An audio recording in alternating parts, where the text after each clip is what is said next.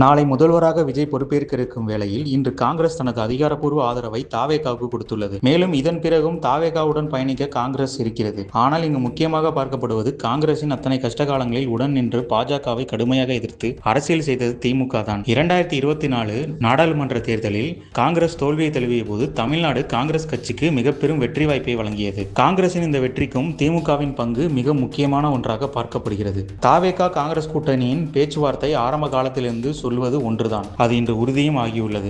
மேலும் காங்கிரசின் இந்த நிலைப்பாடு திமுகவுக்கு மிக பெரும் தலைவலியை கொடுத்துள்ளதாக தெரிகிறது.